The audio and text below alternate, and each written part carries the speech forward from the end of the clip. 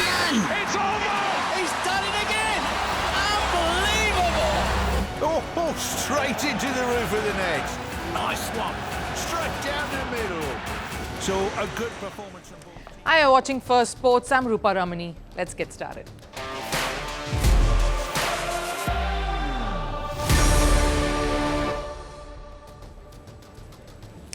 On the show today, there are growing calls for the ICC to punish Pakistan cricket team for a country that constantly points fingers at others and creates more drama. Experts believe they themselves have violated the ICC code of conduct. Has Pakistan rubbed everyone the wrong way during the Asia Cup? Cricketer Shreyas Iyer has written to the Indian board to relieve him of duties in red ball cricket. This comes just days after he left the India A series in the middle of it against Australia, forcing Dhruv Jurel to stand in as skipper instead. What is the reason for this U-turn and what has transpired behind the scenes? And even as football celebrates the triumphant return of Ousmane Dembele to the top with the Ballon d'Or honours, we ask what has happened to Kylian Mbappe, the man who was touted to follow in the footsteps of Lionel Messi and Cristiano Ronaldo. Has he fallen behind in the race to stay at the top? But first, the headlines on Sports 360. Starting with cricket, the International Cricket Council, or the ICC, has suspended USA Cricket's membership. The governing body stated that US repeatedly breached its obligations as an ICC member. Despite the suspension, USA are allowed to compete in certain events, including the 2028 Los Angeles Olympics. ICC will initially oversee the management of Team America. South Africa has cancelled their upcoming East London leg of Proteas Mace Tour owing to the ongoing protests in the region. The event, scheduled for the 25th of September today, was organised for fans to see the ICC Test Championship Mace, which South Africa had won, beating Australia earlier this year. Moving to football, Liverpool escaped an early League Cup scare against Southampton. The Reds scored a late winner to win the match 2-1 and maintain their unbeaten run. Despite the win, it was a night of mixed emotions for forward Hugo Ekitike. The Frenchman scored the winner for Liverpool but was given a red card for his wild celebrations. He will now miss the Premier League game against Crystal Palace. To tennis, former world number one Novak Djokovic will return to the ATP events in China next month. His campaign at the US Open ended in a semi-final loss to Carlos Alcaraz. The Serb had earlier said his focus remains on Grand Slams. Despite this, the 38-year-old confirmed he will compete in the Shanghai Masters, which begins on the 1st of October. Djokovic is a four-time champion in this tournament. The last came in 2018. And summing it up with motorsports, India's racing prodigy Atika Mir scripted history at the Champions of the Future Academy. Mir came close to finishing on podium but missed out by just 0.32 seconds. She became the first Indian to finish fourth in the event and achieved the highest finish by a female driver in the season.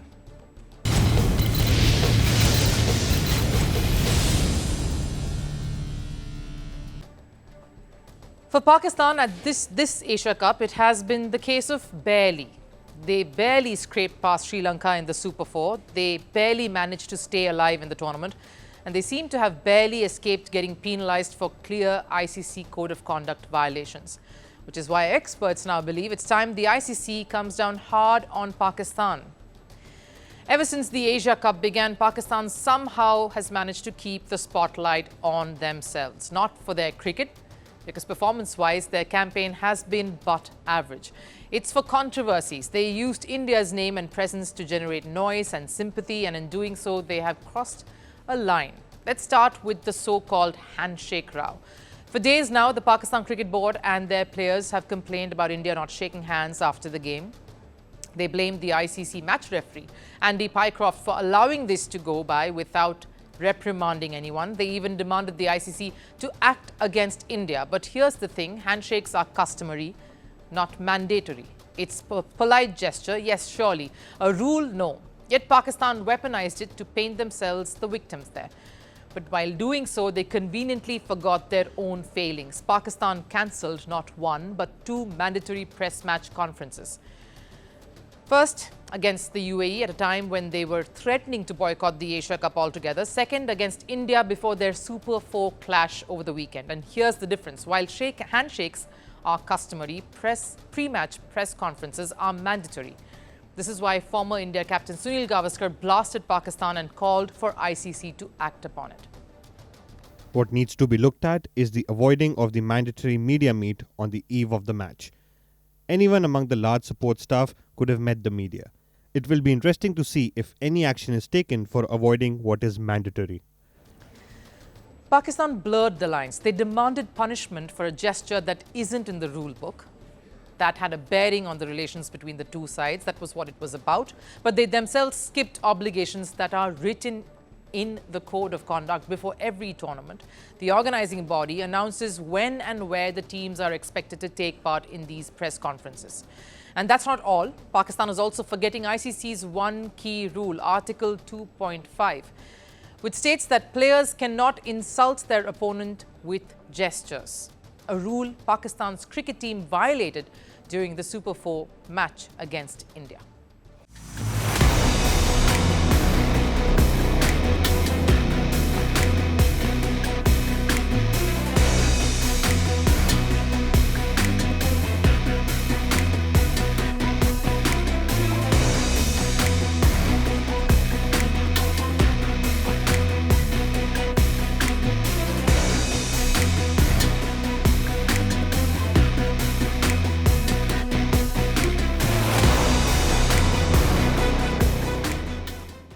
And it doesn't end here. Their behavior during the UAE game was even more alarming. Pakistan delayed the start of the match by a full hour by refusing to leave their hotel. They kept broadcasters, organizers, ground staff and even the UAE players in a limbo because they wanted ICC to buckle. They were threatening a governing body with their childish act. The other thing that left a sour taste in the mouth is holding up the game and starting it 1 hour late. If the PCB had any issues about the match referee Andy Pycroft, then it had 2 full days. By keeping everybody in suspense, they held the game to ransom. That's the reality. Pakistan held the game hostage. They turned sport into a bargaining chip and then claimed Pycroft apologized to them by putting out a video of a closed-door interaction. But here's the truth. Match referees don't issue apologies unless they are wrong or they're told to do so by the ICC. Pycroft didn't apologize. He was merely conveying that there had been an unfortunate misunderstanding that had taken place that day. This pattern of manufactured controversies is indeed worrying. Yes, the ICC has already pulled up Pakistan quietly behind the scenes. We know that. But is that enough? Or is it time for real, visible punishment to take place? Because let's be clear, what Pakistan is doing sets a poor precedent already. Delaying games, skipping press duties, raising fake controversies, all to deflect from what's truly been a poor performance on the field. That's the heart of it. Instead of looking in the mirror, they're pointing fingers. Instead of fixing their own game, they're playing politics. This Asia Cup defeat isn't just about numbers on a scoreboard. It's about a cricketing culture that needs healing. One cricketer whose career has been a topsy-turvy affair with the most dizzying highs and disappointing lows has been India's Shreyas Iyer. The reason he's been being talked about now is because reports are emerging that he has written to the BCCI, saying he wants a break from red ball cricket. What does this mean? What has happened to result in him arriving to this point? And was his career mismanaged at all? There are a few things that happened in the lead up to this pertaining to the India A setup. India A is playing a 2-test series against Australia A. The second test is underway in Lucknow.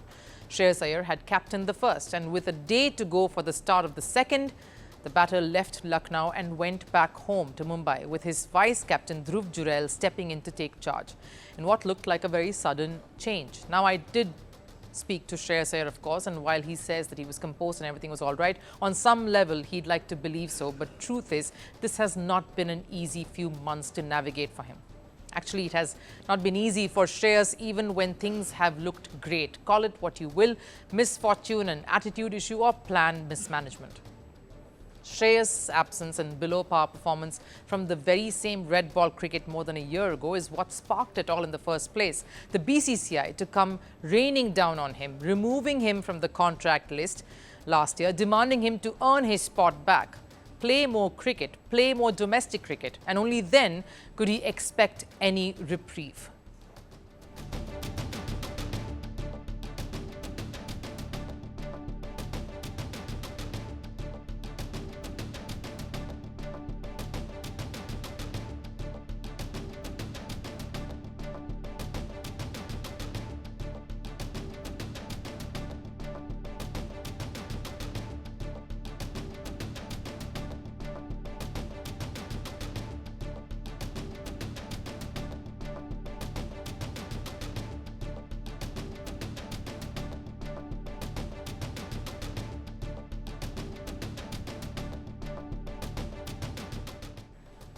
To be fair, Shreyas Iyer put his head down and worked real hard, and you saw what unfolded as result of that. He captained Mumbai, of course, to lift the Ranji Trophy. He won the IPL while he was captaining the Kolkata Knight Riders, was part of the Mumbai team that won the Irani Trophy, and of course, he also performed in Syed Mushtaq. They won that as well. He also played a key role to help India win the Champions Trophy that was earlier this year, and just months ago took Punjab to a historic IPL final. Shreyas did everything. He captained well, he batted well in whichever role that he was given, and yet failed to get a call-up for the Asia Cup. An important precursor this tournament is to the T20 World Cup. So safe to say, anyone in his shoes would feel what more is left to be done. The chief of selectors was apologetic post the selection when asked about Shreyas' omission for the Asia Cup. With regards to Shreyas, I mean, you'll have to tell me who we can replace here. Again, no fault of his, nor is it ours. It's just that you can pick 15 and at the moment he'll have to wait for his chance.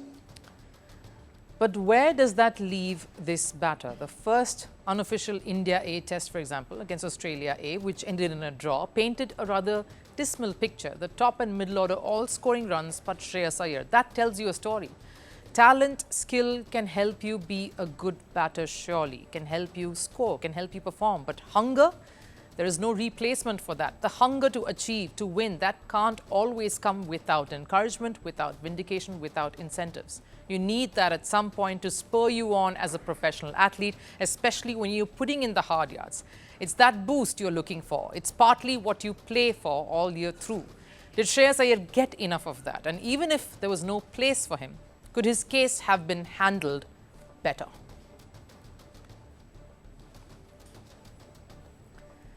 Football is undergoing a massive power shift. For over 2 decades, Cristiano Ronaldo and Lionel Messi dominated the game like none other. But now, a new generation is here. Only this year, the transition didn't happen the way people thought it would. Instead of Mbappe, it was his French teammate Ousmane Dembele who took home the men's Ballon d'Or, leaving everyone asking, is Mbappe failing to live up to all the hype that he's generated? Ever since Mbappe made that big move from Paris to Spain, the aftershocks have been felt across the footballing landscape. But interestingly, the biggest winner of his departure has been his former club. Paris Saint-Germain swept domestic titles, conquered Europe, even reached the Club World Cup final. And to top it all, his ex-club teammates began to rise. Ousmane Dembele, who was written off during his inconsistent years at Barcelona, suddenly reinvented himself at PSG. He was electrifying on the wings, scoring, assisting, leading big matches. And the result? Dembele, and not Mbappe, was crowned the world's best.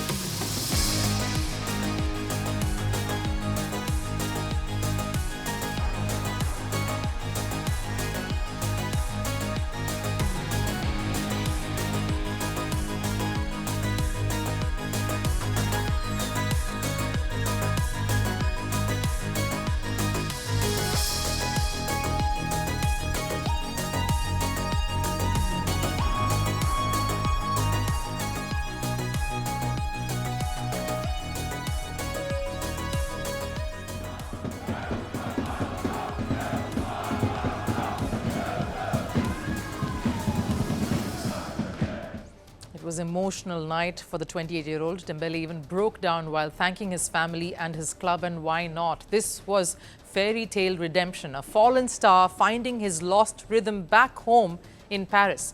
But while it was a dream for Dembele, it felt like a harsh reality check for Kylian Mbappe. Let's be honest, Mbappe has done it all in France.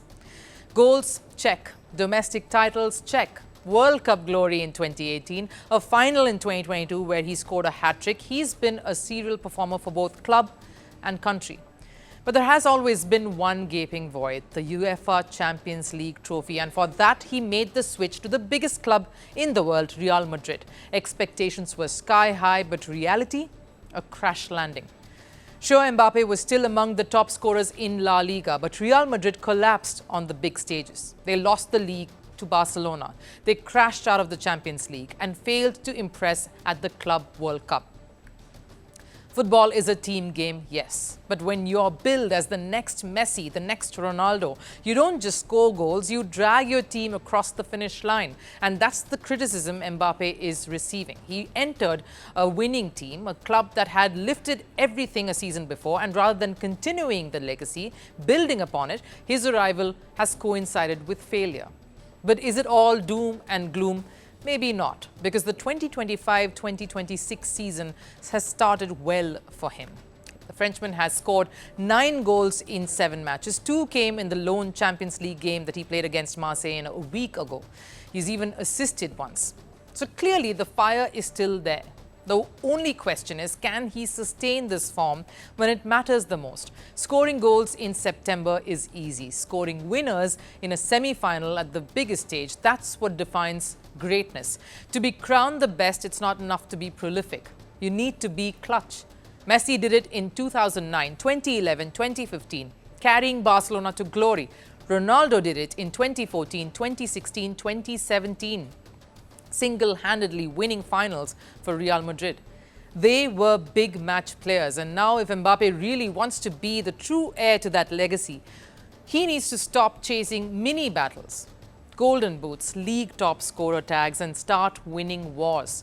The wars that define careers, the Champions League, the World Cup, the Ballon d'Or. His talent is unquestionable. His stats are world-class. The question is, can he cross the line to go from a talented player to a world beater?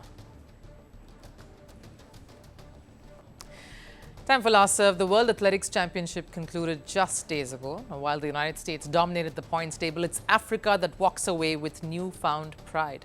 After Botswana created history with Africa's first ever gold in the men's relay event, it's Kenya's turn to take center stage. The country finished second overall with an incredible tally of 11 medals. Kenyan athletes reminded the world why the country remains a powerhouse, especially when it comes to distance running, and the celebrations back home matched that spirit. They rolled out a grand welcome for their world champions. If Botswana was the breakthrough story, Kenya was the reminder that Africa's athletic dominance is here to stay. Take a look.